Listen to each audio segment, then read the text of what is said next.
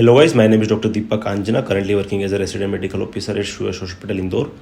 और आज के इस वीडियो में हम बात करेंगे स्टडी प्लान फॉर एफएमजी दिसंबर 2022। अभी एफएमजी जून 2022 का रिजल्ट डिक्लेयर हुआ है और I know it was very terrible result, like only 10% people पास हो पाए हैं।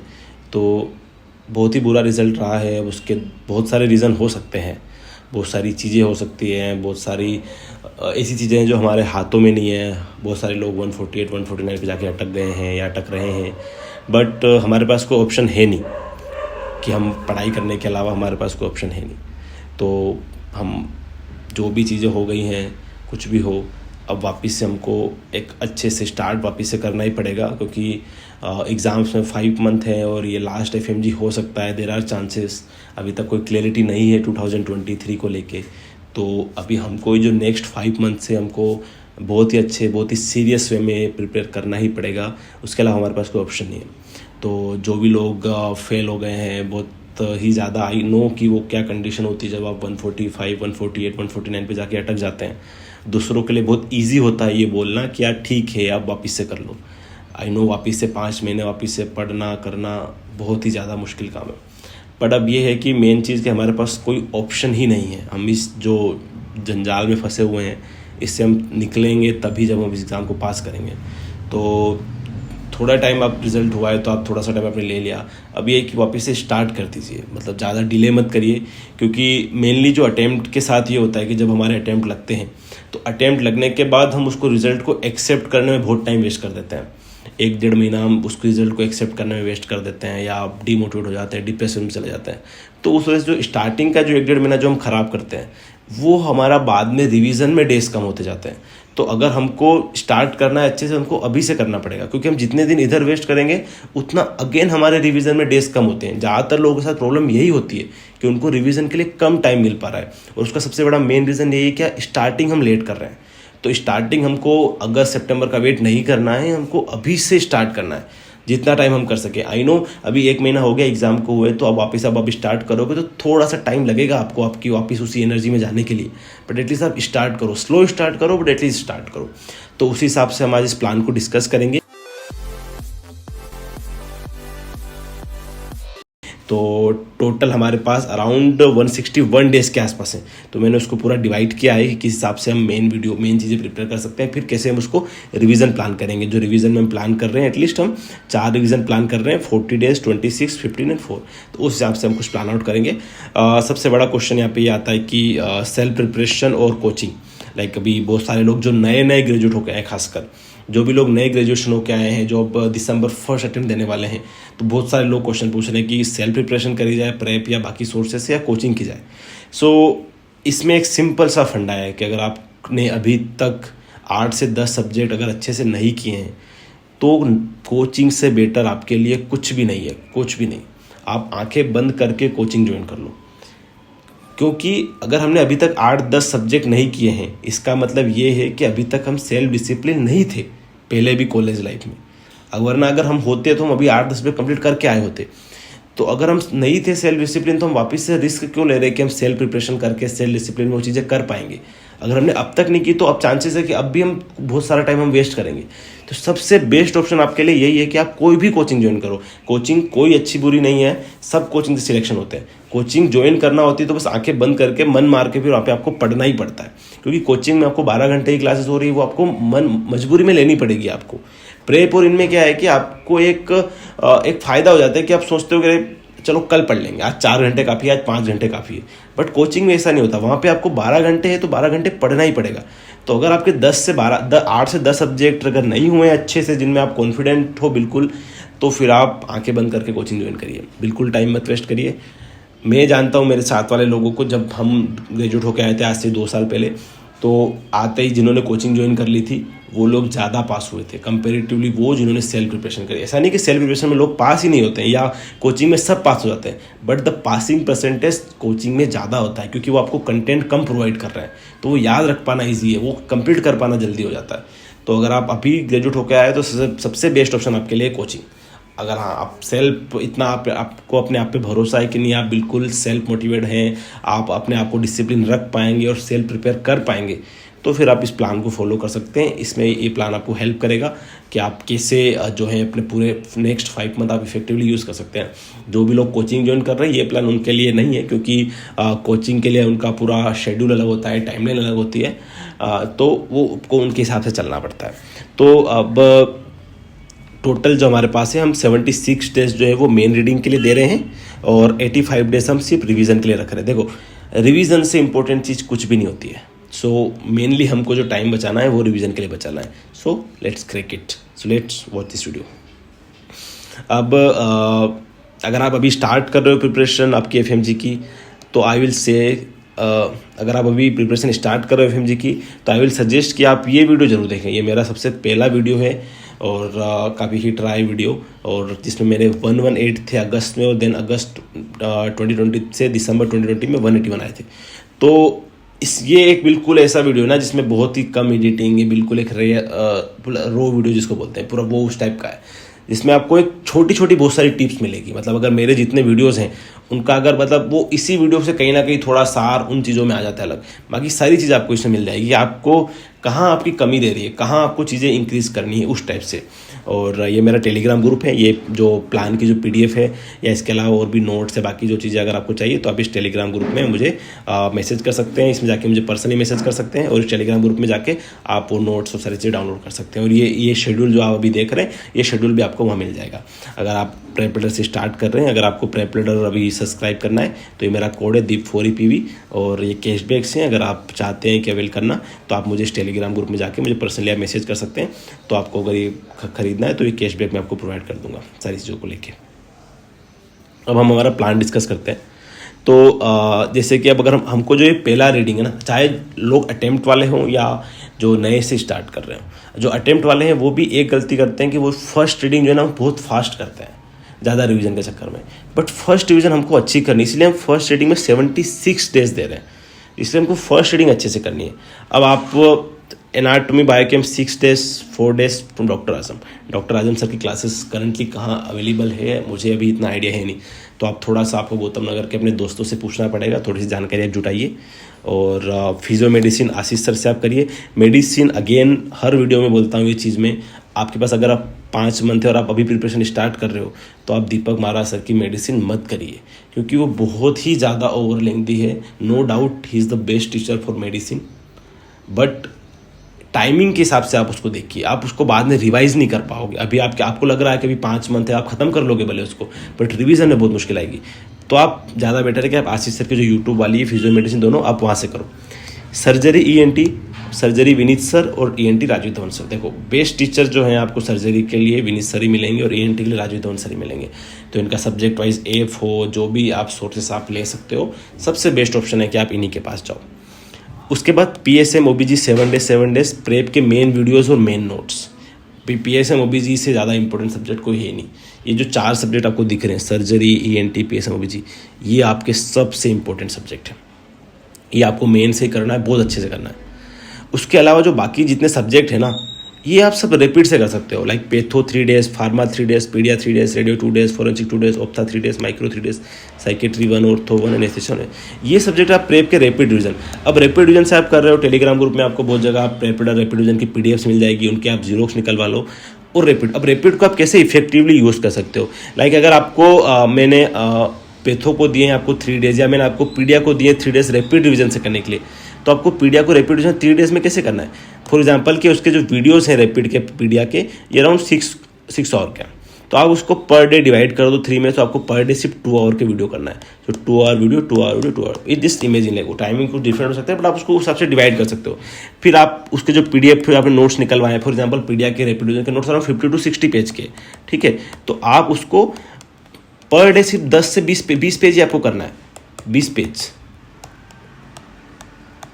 सिर्फ 20 पेज आपको डेली करना है। और 2 घंटे का वीडियो भी एक साथ देखने की जरूरत नहीं।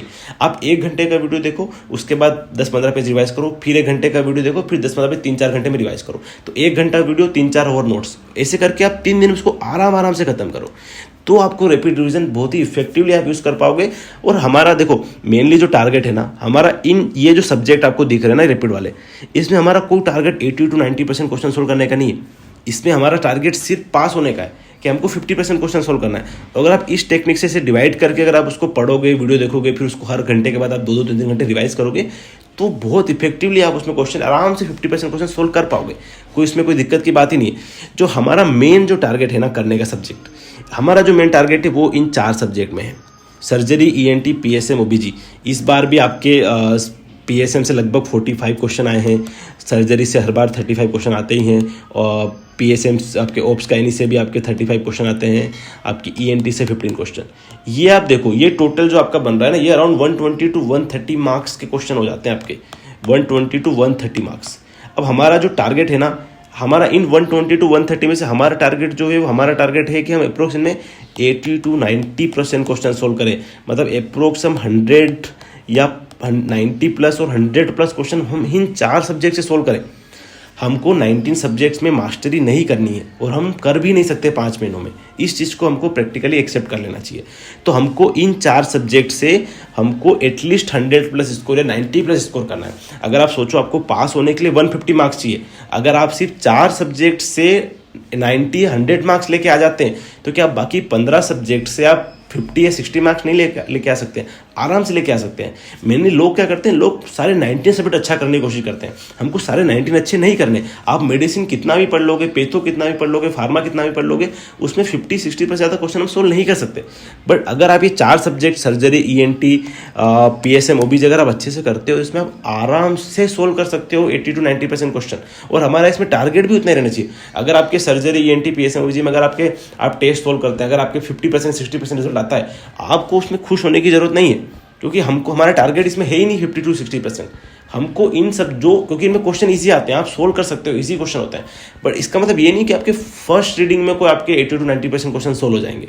अगर आपको 80 to 90% करना, मतलब आपको एटलीस्ट 3 से 4 रिवीजन करने पड़ेंगे, तब जाके आप उतना क्वेश्चन सोल्व कर पाएंगे। तो इसीलिए आपका जो बहुत ज़्यादा फोकस है ना, वो इन सब्जेक्ट में दो। बाकी सब्जेक्ट को हमको कोई भी सब्जेक्ट छोड़ना नहीं है, बट उसमें हमको इतना भी बहुत ज़्यादा नहीं ध्यान देना है कि हम इन सब्जेक्ट को छोड़ दें। रैपिड रिवीजन के कंटेंट पे आपको डाउट नहीं करना है। Rapid revision content more than enough है। आप किसी भी कोचिंग में चले जाओगे, उन कोचिंग का कंटेंट आपको प्रेप के रैपिड रिवीजन से भी कम मिलेगा। बट आपको ये कि उसको कैसे इफेक्टिवली यूज़ करना है, तो कैसे उसको इफेक्टिवली यूज़ करना है मैंने आपको बता दिया। आप उसको ऐसे डिवाइड करो, 1 घंटे का वीडियो देखो, फिर 2-3 घंटे के नोट्स, ऐसे करके आप उसको करो। तो उसके हिसाब से आप करोगे तो आप इजीली 76 डेज में आप सिलेबस कंप्लीट कर लोगे।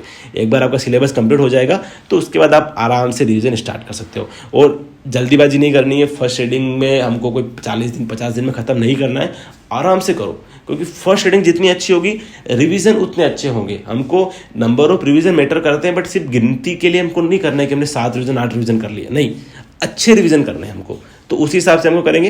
ये फर्स्ट रीडिंग आपकी हो जाएगी। उसके बाद आपके जो रिवीजन, अगर हम बात करें रिवीजन की, तो आप देखो रिवीजन में फर्स्ट रिवीजन के लिए हमने डेज दिए हैं around 40 days.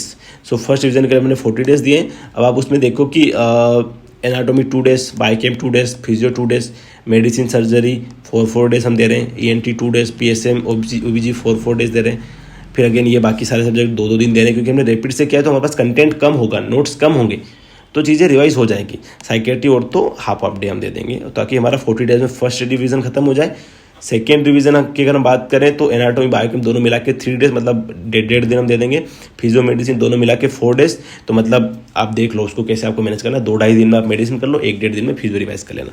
Surgery 3 days, ENT 1 days, PSM OBG 3 days. देखो हमने अभी भी इंपॉर्टेंस इन सब्जेक्ट को दी है, इसीलिए हम इनको ज़्यादा दिन दे रहे हैं, ताकि इनको आप अच्छे से रिवाइज करो सको, अच्छे से सिली मिस्टेक ना करो इनको इन सिलेब सब्जेक्ट में। क्योंकि इनमें ईजी क्वेश्चन जब गलत होते हैं ना भाई, टफ क्वेश्चन तो किसी से सोल्व नहीं होने वाला, बट ईजी क्वेश्चन से ही लोग पास होते हैं। सब 90% FMG एग्जाम में पास ही लोग PSM OBG की वजह से पास होते हैं। तो आपको इनमें अच्छा फोकस देना है। अच्छा आप टाइम यूटिलाइज करोगे, चीज़ें सिली मिस्टेक कम करोगे तो चीज़ें हो जाएगी। पेथो फार्मा 1.5 दिन, देन पीडिया रेडियो 1 डेज में आपको ये सारे सब्जेक्ट करने हैं, और बाकी ये चारों सब्जेक्ट फिर वह 1 दिन में हो जाएंगे। क्योंकि रैपिड रिवीजन से, तो रैपिड रिवीजन में इतना टाइम लगेगा नहीं आपको करने में। तो 26 डेज में आपका सेकेंड रिवीजन खत्म हो जाएगा। थर्ड रिवीजन में आपको एनआर बायोकेम 1 दिन में, फिजियो मेडिसिन 2 दिन में, सर्जरी 2 दिन में, ENT 1, PSM 2 और OBG 2 1। देन ऐसे करके आपको ये बाकी सभी के 3 दिन में हो जाएंगे सारे सब्जेक्ट, या ये 1 दिन में। तो ऐसे 15 दिन में आपका थर्ड रिवीजन खत्म हो जाएगा। अब एक चीज़ आपको ध्यान रखनी है, आपका जो सोर्स है, आपका जो है फर्स्ट रीडिंग में जो भी सोर्स आपका है, आपको उसी सोर्स पे ही रखना है। आपको एंड तक भी आपको ऐसा नहीं कि आपने यहाँ पे जो चीज़ें पढ़ी वो आपने मेन से पढ़ी और आप यहाँ आके इन सब्जेक्ट के रैपिड रिवीजन यूज़ कर रहे हो। हाँ, जिसके लिए आपने फर्स्ट रीडिंग में रैपिड रिवीजन यूज़ किया था उसी को आप रैपिड में भी रिवाइज करो, बट ऐसा नहीं रिवीजन के टाइम आके नोट्स चेंज नहीं करना है, क्योंकि जो आपकी फोटोग्राफिक मेमोरी बनेगी वो आपकी नोट से ही बनेगी। और जब तक आप उन एक ही नोट्स को 3-4 बार देखोगे, तो अगर आपके पास एग्जाम से एक दिन पहले भी पढ़ना है ना, तो आप वही नोट्स को बिल्कुल एग्जाम के दिन तक आपको लेके जाना है। तो ऐसे करके ये आपके 3 रिवीजन हो जाएंगे। जो आपका 4th रिवीजन है वो 4th रिवीजन आपका हमने प्लान किया है लास्ट के जो 4 डेज है, 12 दिसंबर, 13 दिसंबर, 14 दिसंबर और 15 दिसंबर। मतलब एग्जाम 17 दिसंबर को है तो 16 को छोड़ दिया। उसके बाद ये 4 दिन इसमें क्विक रिवीजन करेंगे, जिसमें आप 12 को ये सब्जेक्ट ले सकते हो 4 एनआर्ट फिजियो पे, तो हर 3-3 घंटे आप दे सकते हो, 12 घंटे पढ़ रहे हो तो। फॉरेंसिक मेडिसिन, पीडिया, बायोकेमिस्ट्री 3-3 घंटे दे सकते हो। सर्जरी, ENT 5 घंटे और 3 घंटे से दे सकते हो। PSM OBG 5-5 घंटे। आप सोचो कि आप एग्जाम से जस्ट थोड़े दिन, एक दिन पहले ऐसी चीज़ वापस उनको रिवाइज कर, और वही नोट्स रिवाइज करना जो आप पहले से करते हुए आ रहे हो। तो अब कोई बोले कि 5 घंटे में PSM कैसे होगी? अगर ये 4th रिवीजन है, 4th रिवीजन में हो जाएगी, फर्स्ट रिवीजन में नहीं हो सकती। फर्स्ट डिवीजन में तो हम 3 दिन 4 दिन दे रहे हैं उसको करने के लिए, इसलिए धीरे धीरे टाइम कवर होगा और चीज़ें जितनी बार हम करते जाएंगे चीज़ें हो जाएंगी इजीली कंप्लीट। अब साथ में अगर आप बोले कि आपको साथ में MCQ के लिए क्या करना है, MCQ के लिए सबसे बेटर ऑप्शन है कि आप PYQ करो, प्रीवियस ईयर क्वेश्चन करो। आप प्रेपेडर में भी प्रीवियस ईयर क्वेश्चन दिए होते हैं, आप प्रीवियस ईयर क्वेश्चन FMG के करो सब्जेक्ट वाइज, और उसमें भी आपका ज़्यादा फोकस सॉल्यूशन पे होना चाहिए, क्योंकि सॉल्यूशन में पूरा टॉपिक होता है और टॉपिक रिपीट होते हैं 60 to 70%। तो आप ज़्यादा दूसरे क्वेश्चन आप मत जाओ कि आप बस ये गिनती लगा रहे हो कि आपने रोज़ के 200 MCQ 300 MCQ करके 15,000 MCQ कर लिए, 20,000 MCQ कर लिए। Number of MCQ doesn't matter, quality of MCQ which will gonna matter. तो आप क्वालिटी MCQ पे ध्यान दो, उसमें भी प्रीवियस ईयर FMG क्वेश्चन करोगे तो ताकि आपको जो है एक आइडिया रहेगा कि कहाँ से क्वेश्चन आ रहे हैं, कौन से टॉपिक से क्वेश्चन आ रहे हैं। तो आप सॉल्यूशन पे बहुत ज़्यादा फोकस करो उस क्वेश्चन के, तो चीज़ें ऑटोमेटिकली सोल्व हो जाएगी। आप उस चीज़ को अच्छे से ध्यान दोगे तो हो जाएगी। साथ में आप जो है स्नैपशॉट आपको हर सब्जेक्ट का करना है। स्नैपशॉट जो प्रेपेडर में है आप उसको हर सब्जेक्ट का करो, बिकॉज आपको भले कोचिंग की तरफ से जो PDF मिलती है इमेजेस की, आप सब्जेक्ट कहीं से भी करो, आप कोचिंग से कर रहे हो, किसी दूसरे सोर्स से कर रहे हो, बट स्नैपशॉट सारे सब्जेक्ट के आपको प्रेपेडर से करने हैं।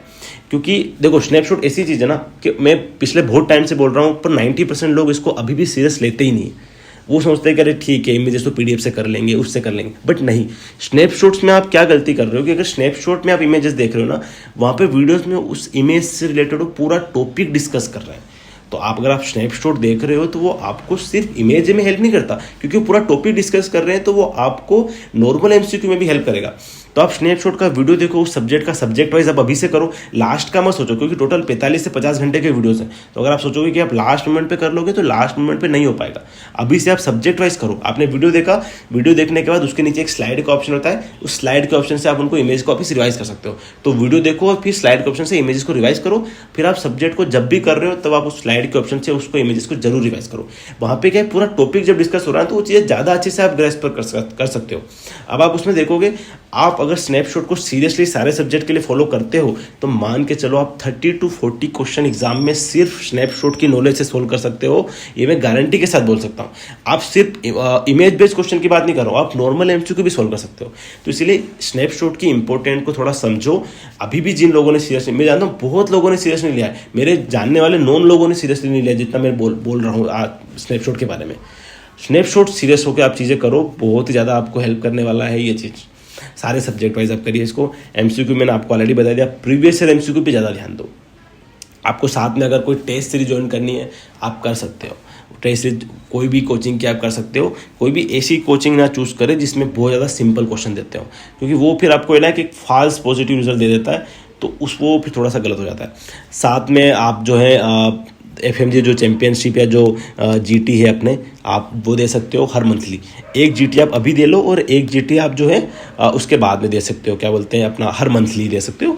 और जब आपके एक बार जब फर्स्ट रीडिंग खत्म हो जाए, जब आपका रिवीजन स्टार्ट हो, तब आप हर 15 डेज में दे सकते हो।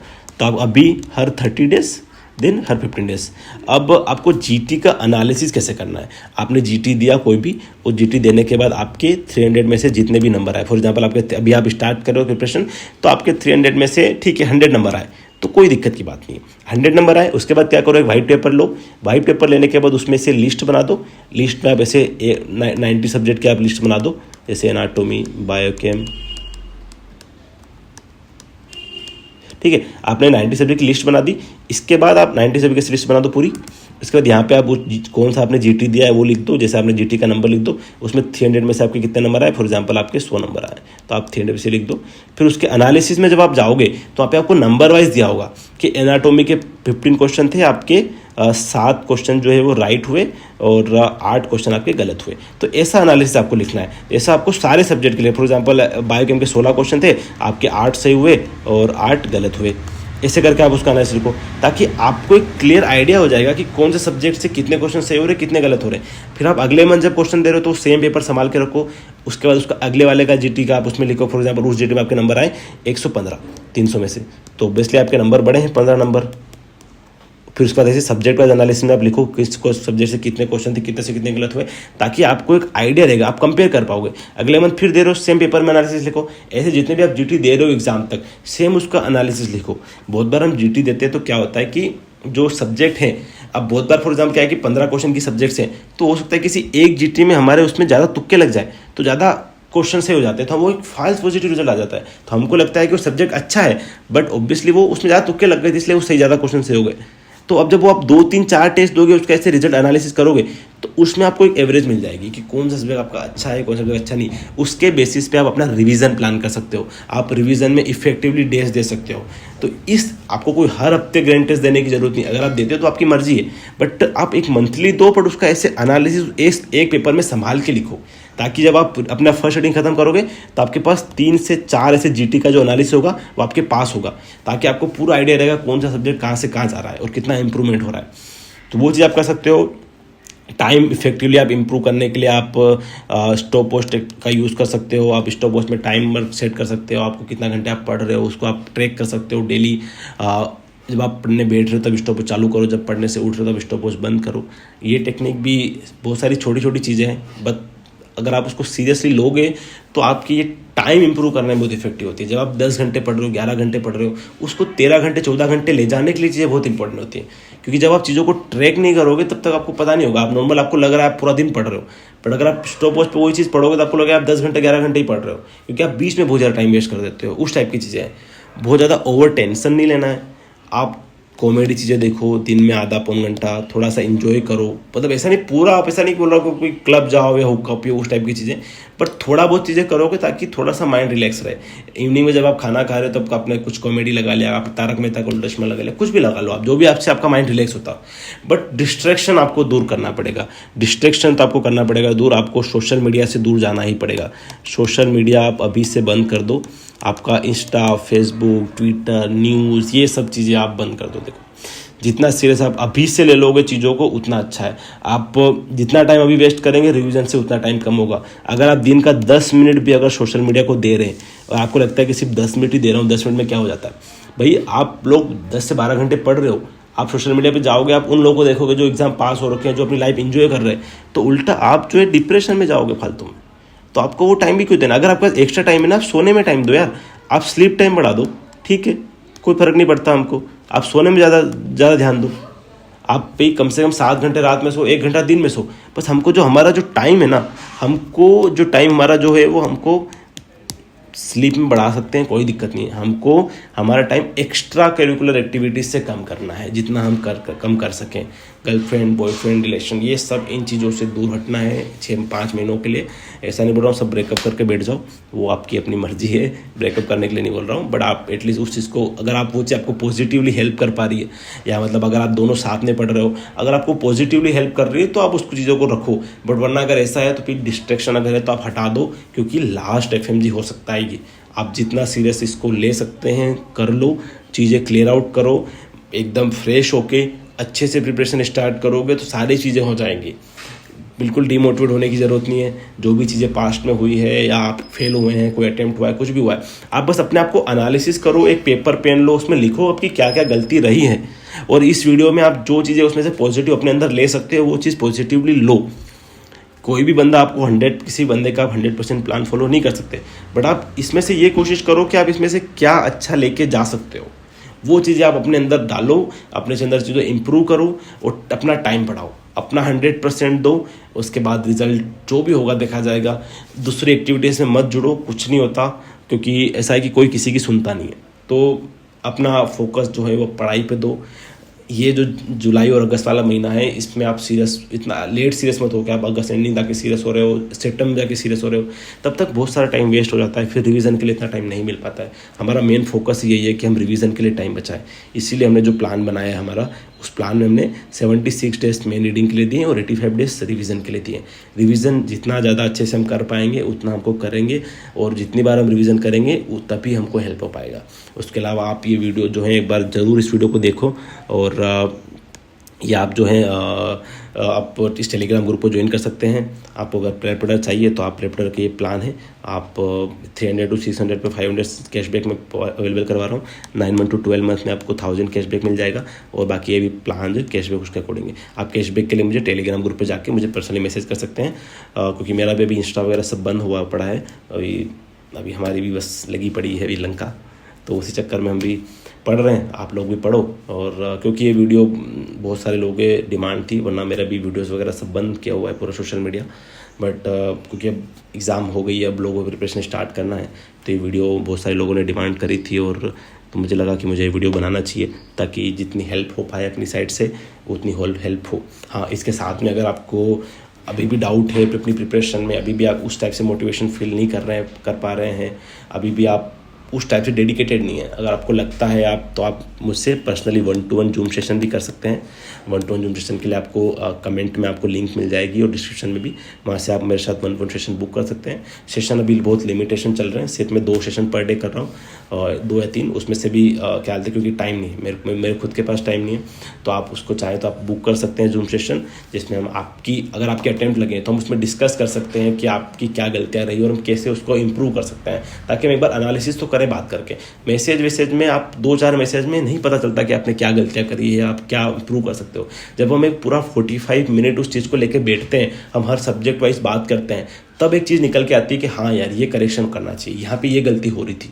तो आप ज़्यादा बेटर है कि अगर आप कर सकते हो तो आप 1-to-1 जूम सेशन बुक करो, आपके और हमारे बीच ही रहेगा सारी चीज़ें। उस पर मैं आपको एक हैंड रिटन प्लान बना के भी सेंड करूँगा, तो आप उसके लिए लिंक जो है वो लिंक देख सकते हैं कमेंट बॉक्स में। और अगर आपको प्रेपरेटर के सब्सक्रिप्शन लेना है तो आप ये मेरा कोड यूज़ कर सकते हैं दीप4EPV, और कैशबैक के लिए आप मुझे टेलीग्राम पे मैसेज कर सकते हैं। सो आप करिए अच्छे से प्रिपरेशन, यही मैं आप सबको बोलूँगा। अपने आप पे भरोसा रखो, मोटिवेटेड रहो, and all the best to all of you guys. Thank you so much for watching this video. अगर आपको वीडियो पसंद आया तो प्लीज़ वीडियो को सब्सक्राइब करिए और अपने दोस्तों के साथ इस वीडियो को शेयर करिए। Thank you so much.